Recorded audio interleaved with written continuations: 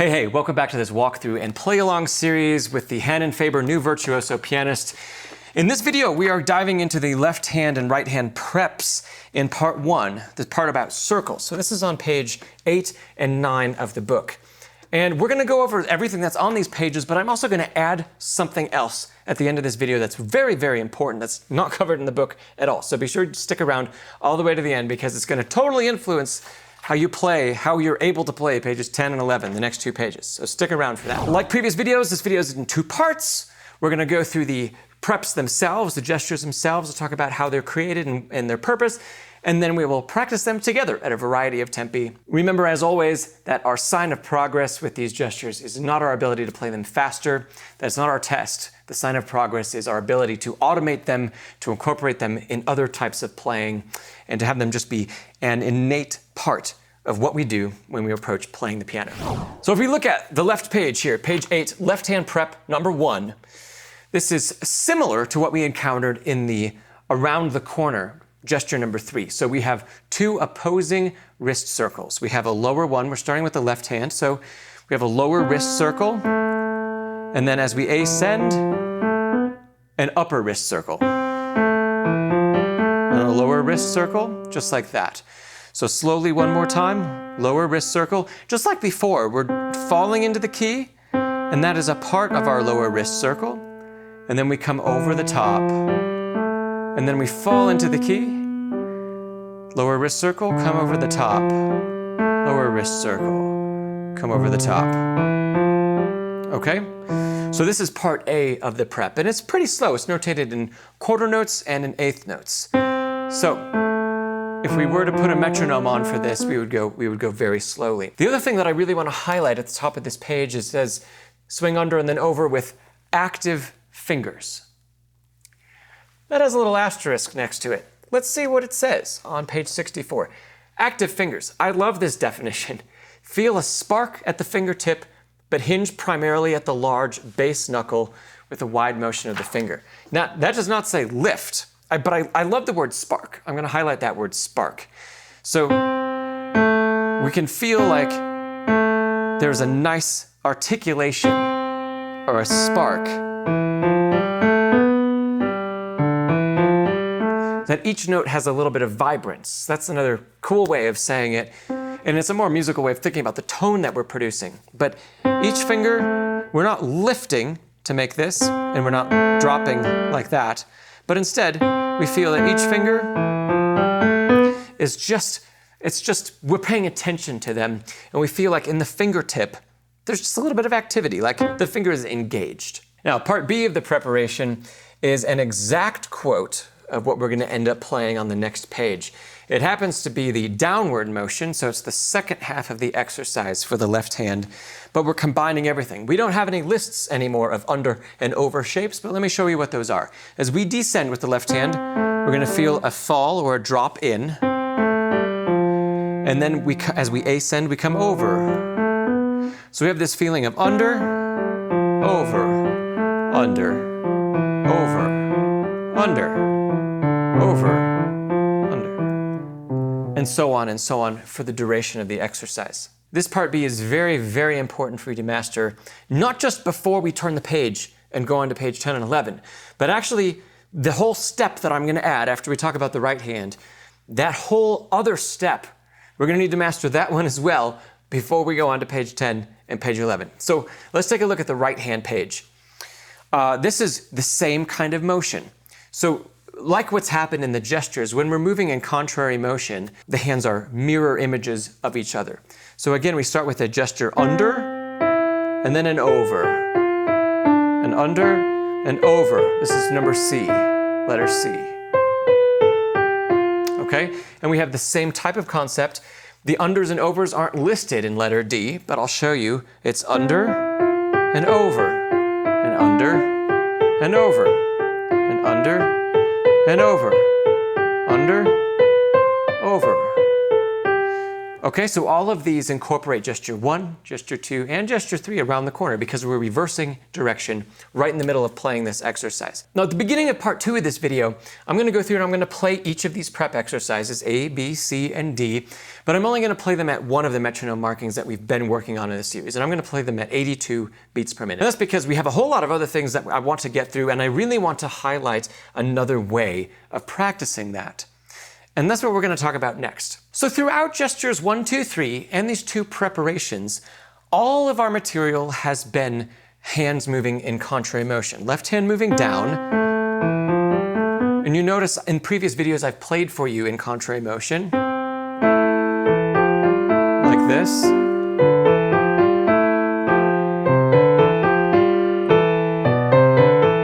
And then if we move on to playing B and D together in contrary motion,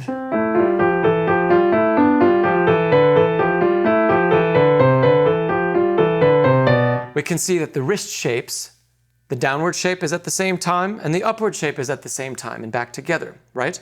The trouble is when we turn the page to page 10, we are confronted with all of a sudden playing both hands parallel. And playing both hands parallel means they're doing opposite motions at the same time. So I would really encourage you to actually play left hand prep 1, letter A, and right hand letter C together, but make them both ascending, just like the first bar of the next page, okay? So if we take the first bar of the next page, we know that's a C, an E, an F, a G, an A. It's that pattern, right? Now let's play it in the same rhythm as we're given in letter A of left hand prep 1.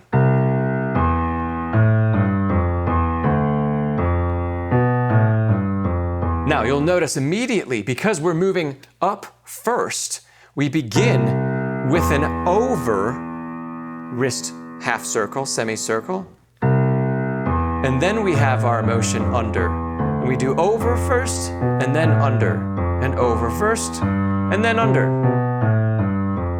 Okay, now the tricky part, when we combine that with the right hand starts by going under, and then they switch directions. The right hand comes over, and the left hand goes under, and then they switch. So we have this kind of wave motion.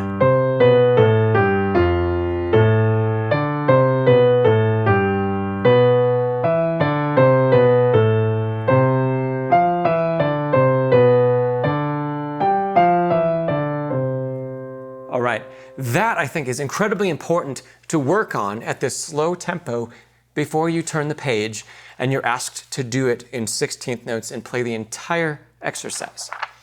You can do the same thing with the rhythms in letter B and letter D, although that's very much like what we're going to see on the next page. Now, likewise, we're going to want to practice the other direction. As soon as we get to the top of the exercise in measure 15 on page 11, okay, we're starting on G's in both hands. Now, the right hand has to begin with an upper wrist circle because it's descending. And then it follows with a lower. So we have upper followed by lower. But the left hand has the opposite. It has a lower wrist circle followed by an upper wrist circle and then a lower. So start at the top of the exercise as well and play.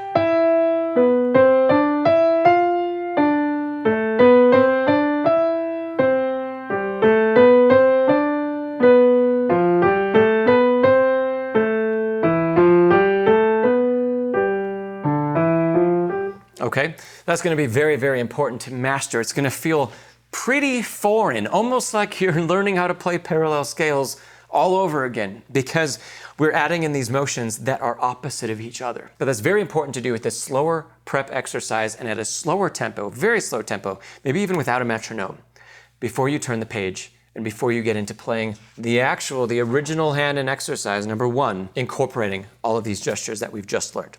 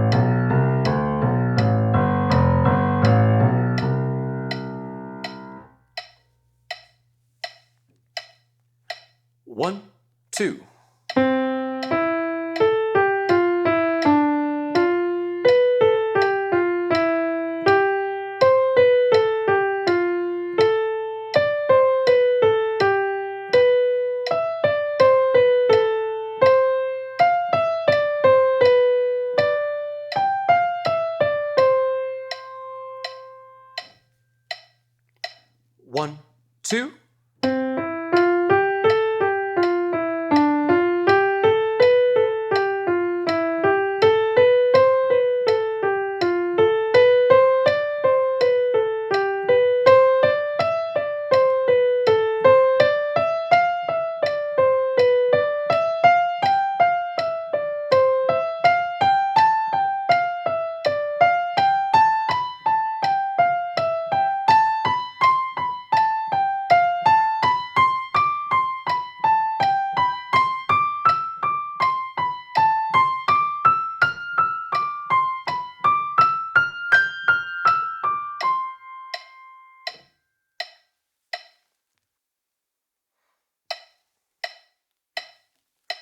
One, two.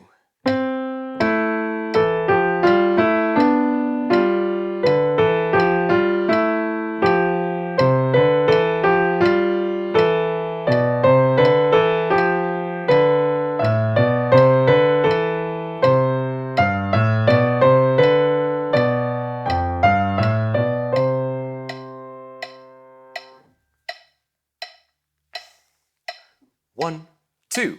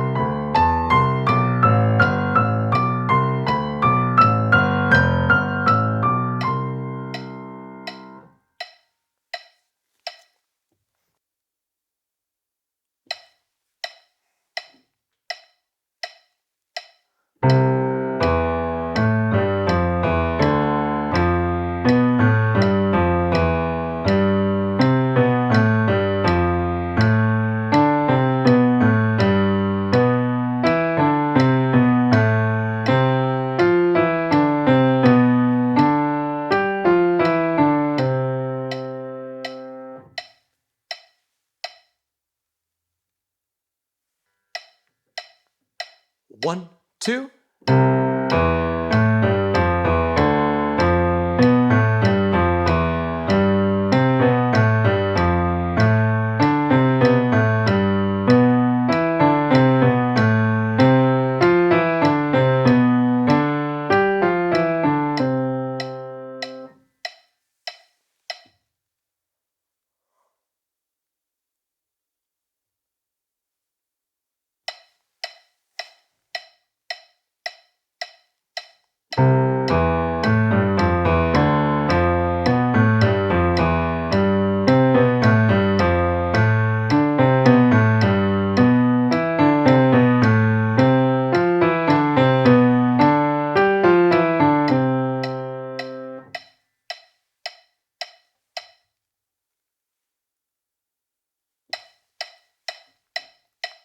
One, two.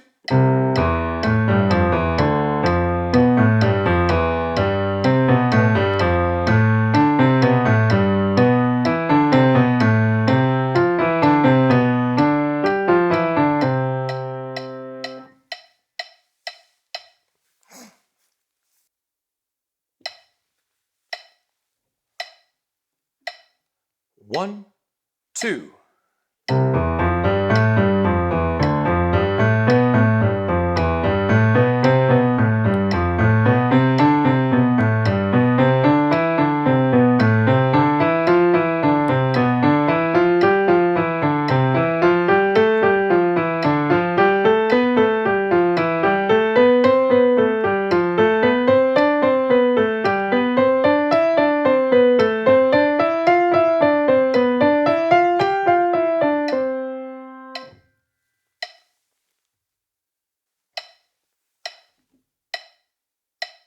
One, two.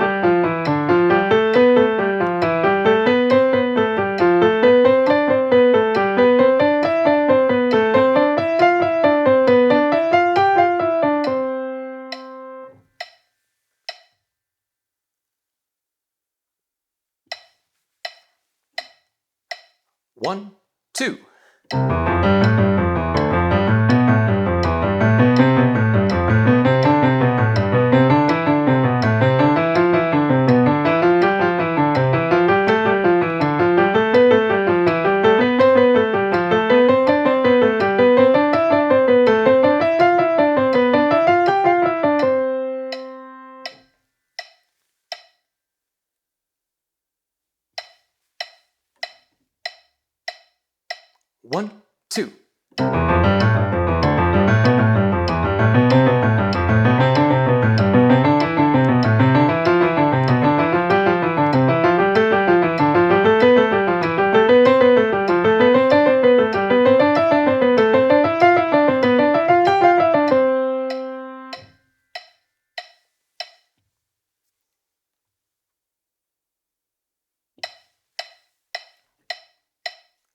One, two.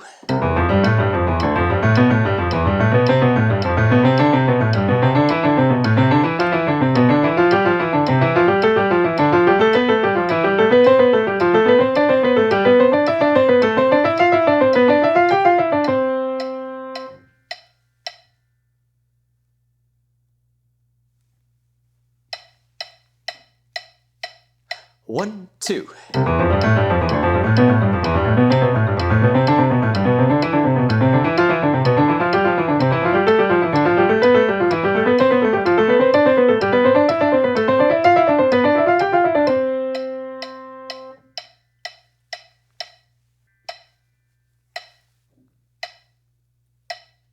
One, two.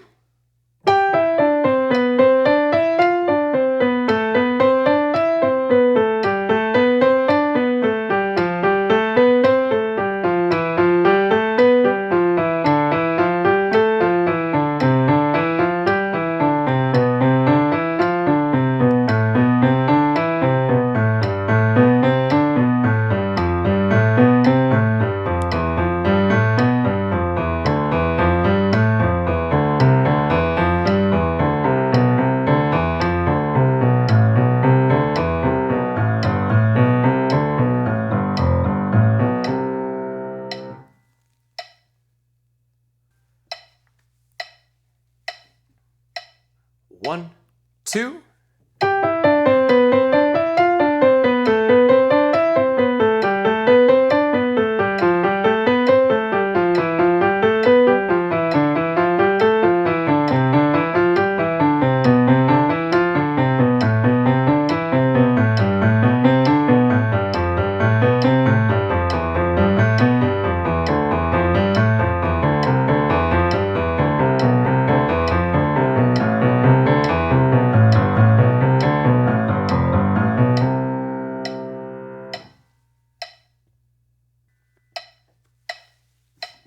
One, two.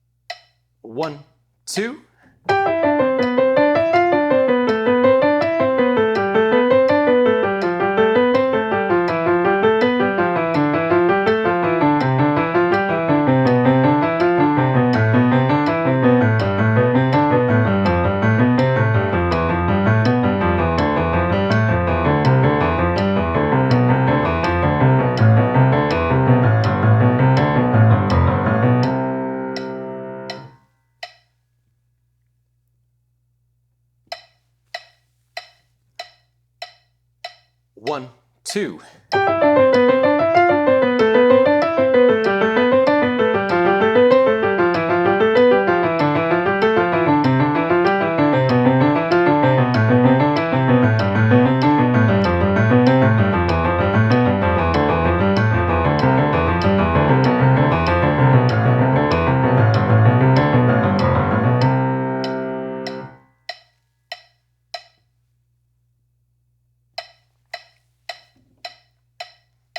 One, two.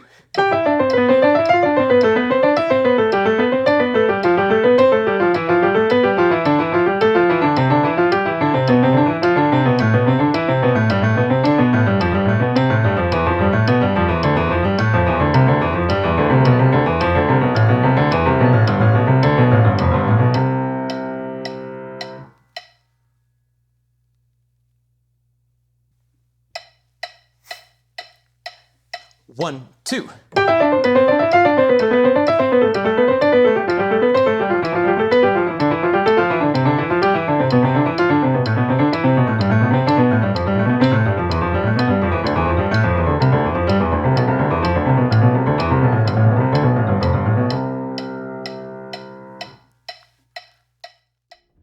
All right, I hope you found this video helpful, and I hope you'll revisit often to check your motions, to check your gestures, and to practice along.